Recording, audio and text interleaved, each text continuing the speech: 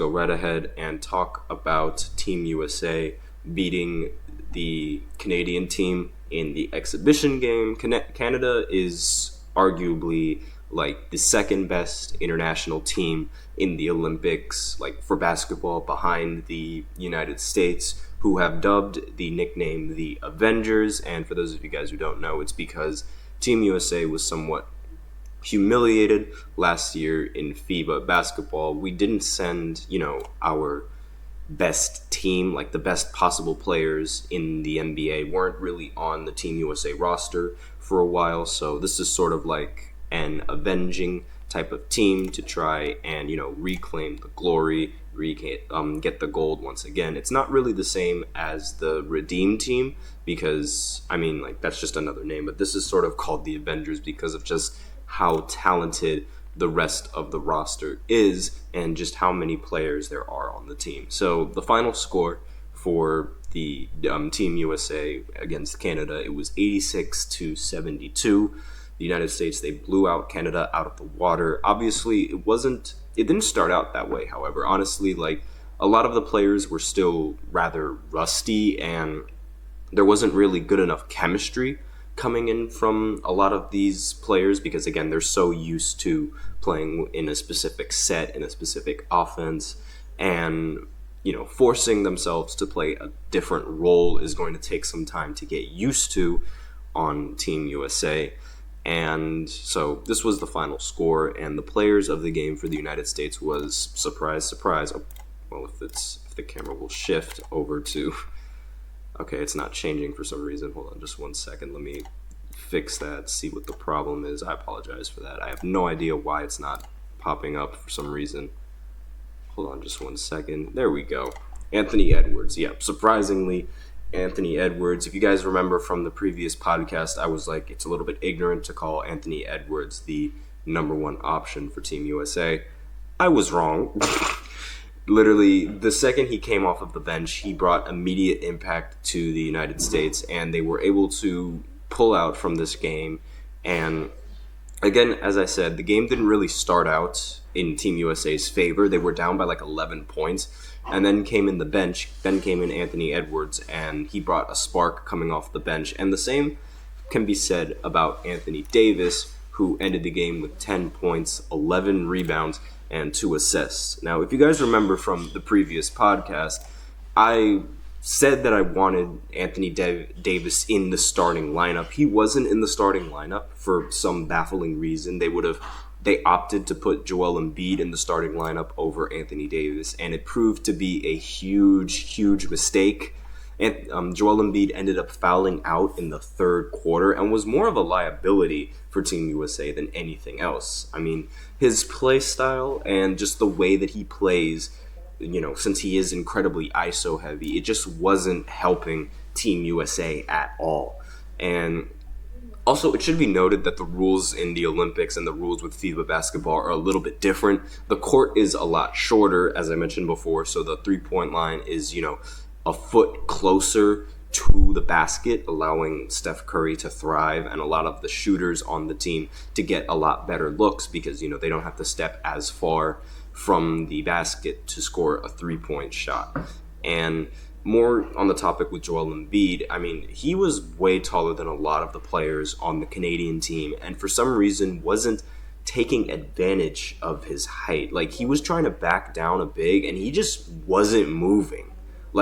He got stopped by a much smaller defender, and he was, again, more of a liability for Team USA than anything else. So I hope going into the future that, Joel Embiid is going to get out of the starting lineup. And I know it sounds a little biased, but I genuinely do not feel like he is a good fit for that starting lineup. The way that he plays and the way that he wants to play, that's just not it.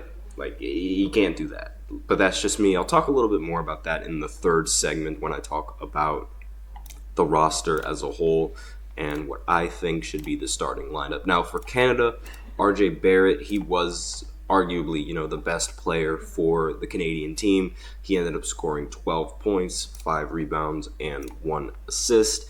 And surprisingly, Dylan Brooks, he was also a key player for the Canadian team. He ended up scoring 10 points, got 2 rebounds, and 2 assists. He was also getting booed at by literally everybody in Las Vegas. So it was kind of funny watching everyone in the stand just boo Dillon Brooks because, he is a common villain in the NBA, and it was just hilarious to see them do that. Now, about the game, like as I said, it wasn't all in favor for Team USA, but once they figured it out, they never took their foot off the gas pedal. And once they got the lead, they never backed down. So I'll go ahead and read the rest of the stats and the rest of the key players in this game. Now, Devin Booker, he was in the starting lineup. He ended up scoring 9 points, got 2 rebounds and 2 assists.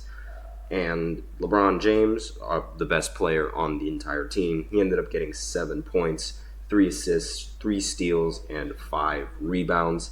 Now, who else played? Now, Joel Embiid, as I mentioned, he fouled out, and he ended the game with 5 points, 4 turnovers, 2 assists, and 6 rebounds. So, again, just not a very good performance coming in from Joel Embiid.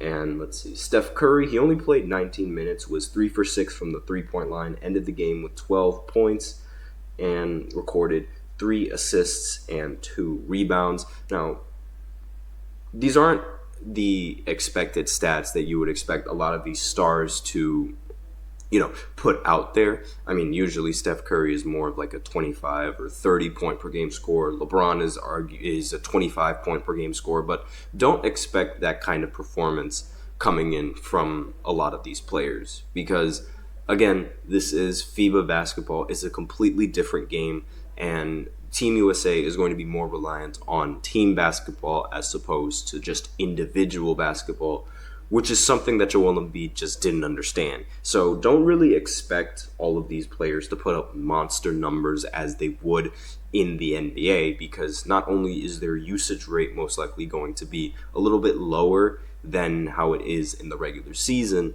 but that's just not the offensive set that they run. When you have a team this talented, running isolations every single play is just not ideal. Turning these players into shooters is not ideal. You wouldn't want LeBron James being a catch and shooter. You want him operating the offense. You wouldn't want the only player on the roster really that you want to be like a catch and shooter is really Stephen Curry, because how he runs off of screens and how he gets all these open looks. You want him to be one of the main catch and shoot options for the team. Now, Tyrese Halliburton, he ended the game with only 2 points, but when he was on the court, he had a plus box score. So box plus minus, he ended up getting a plus 17, meaning that every single time that he was on the court, the team would just outscore Canada, which is very undervalued coming in from Tyrese Halliburton. Everyone's only going to look at his individual stats, but when he was on the court, the team was winning and the team was scoring a lot more than when he was off the court. So be sure to take that into consideration. It should also be noted that Joel Embiid had the worst box plus minus out of everybody on the roster, but enough with the Embiid dislike. One of the things that should be also mentioned in this roster was that Kevin Durant, he wasn't in the starting lineup and he wasn't playing for Team USA in this game because they were more worried about his health as opposed to him playing in an exhibition game. And while I don't really like that some of these players are sitting out, I do understand why Kevin Durant was sitting out in this game. They want to avoid him getting injured before Team USA even plays in the group phase of the Olympics, which, again, is very, very important because Kevin Durant is he's most likely going to be in the starting lineup for Team USA. I'd be very surprised if he wasn't. And that's really the end of the first segment that I have for you guys. Not really much that needs to be talked about coming in from the United States. They just, came in and they handled business. But one thing that should be noted for the Canadian team was that Shai didn't really play as well as a lot of people thought he would play. I mean, he only shot 3 for 10 from the field and ended the game with 10 points.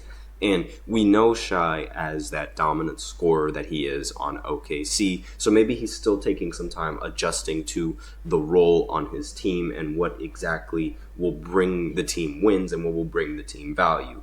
And it should also be noted that Team USA has a huge size difference compared to the Canadian team. Like in the first half, the rebounding difference was like around 20-5 or something like that. They were getting a lot of rebounds, and excuse me, the Canadian team, they also didn't really shoot that well from the field. I mean, they shot 43% from within inside the arc compared to the United States, 60% from inside the arc, and both of the teams actually shot very poorly from three. Team USA only shot 30% from three, and the Canadian team only shot 21% from three, and they both hit the same amount of threes, 7, despite Canada taking 10 more three-point attempts than the United States. So those are just my final thoughts on the game. So with that, we are out of time for this first segment. So now we will go ahead and go into the second segment, where I talk about Kawhi Leonard withdrawing from Team USA and just my opinions on that. So I'll be right back after this short break. Be sure to stay tuned. I feel like I'm losing my mind. Is everybody in the world blind? Please, Lord, give me a sign, a sign. I feel like I'm losing my mind. Is everybody in the world blind?